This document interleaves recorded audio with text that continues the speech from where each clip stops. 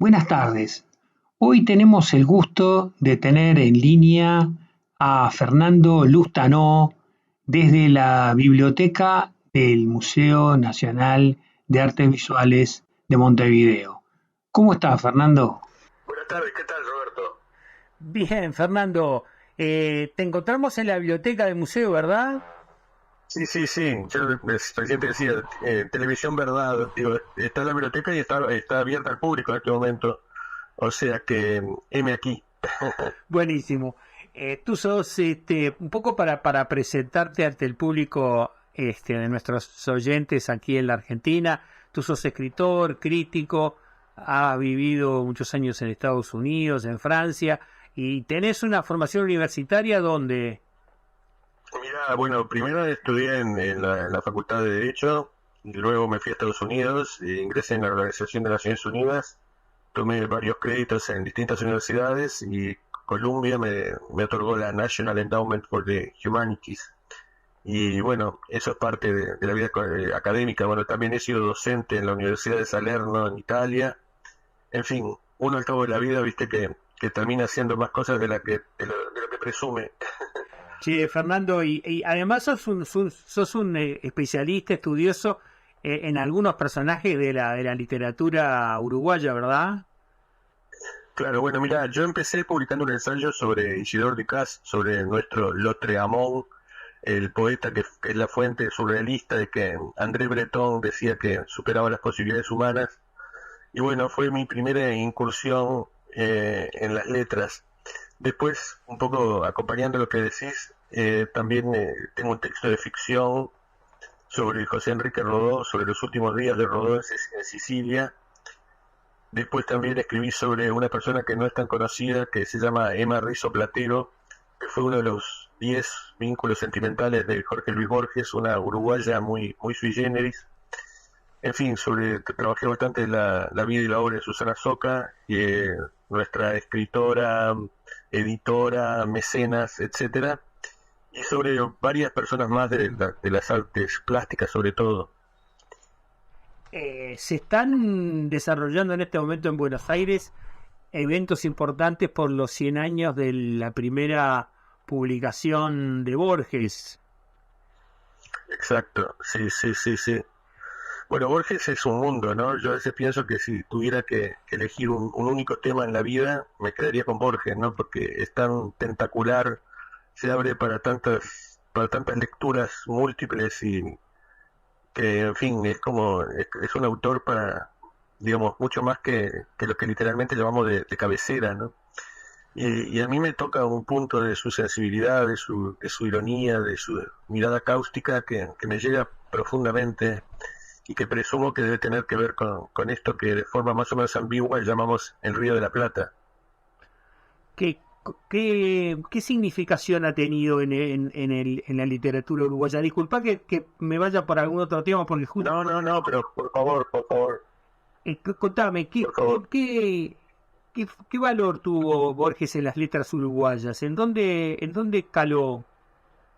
Bueno, Borges, para empezar, está muy vinculado a Uruguay, ¿no? A él que le interesaba tanto la genealogía, tiene un abuelo Borges oriental y una abuela del lado materno, nacida en Mercedes, en Uruguay.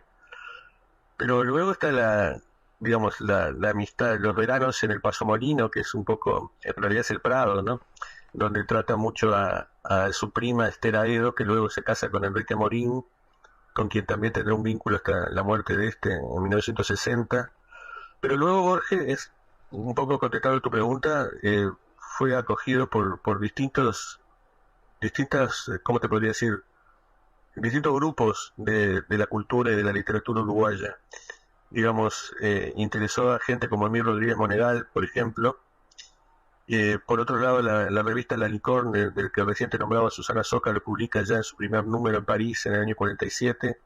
O sea, para nosotros, los uruguayos, Borges no es un extranjero, ¿no? Es alguien con el cual sentimos que tenemos muchísimo para hablar. Y bueno, ni que hablar todas las referencias de Borges en su propia literatura o en las entrevistas en las cuales siempre se explaya cuando surge el tema de Uruguay, ¿no? Qué bárbaro. Eso vamos a tener que en algún otro momento combinar, agendarte un ratito y charlar de Borges. Yo capciosamente digo, usé a Emma Rizzo Platero, que fue un vínculo sentimental de Borges, pero que en realidad sintetizaba mucho lo que él apreciaba de Uruguay, y me pareció que era la forma que tenía, dado que Borges está tan estudiado desde múltiples ángulos, de aportar algo, no digo nuevo, pero una mirada tangencial. Y bueno, y siempre tengo la fantasía de seguir escribiendo, de seguir abordando a Borges, pero lo que decimos recién, ¿no? Lo que decíamos, que es tan complejo y tan rico, y tan múltiple, que a veces uno cree que ya está todo dicho, aunque creo que por fortuna no. Che, Fernando, ¿y este vínculo en qué año fue con Emma? Mira, con Emma se conocen en la década del 30. Hay muchas lagunas porque no hay casi parientes cercanos de Emma. Emma muere en París en el 81. A mí quien me contó el relato, quien me hizo el relato de ese último encuentro fue María Kodama, ya hace unos años, y me sentí inspirado de escribir sobre ese último, una cena en la casa de Emma en París, en la cual estaba, por supuesto, Emma, Borges y María Kodama. Y de eso armé una trama que es una especie de paseo por la vida de Borges.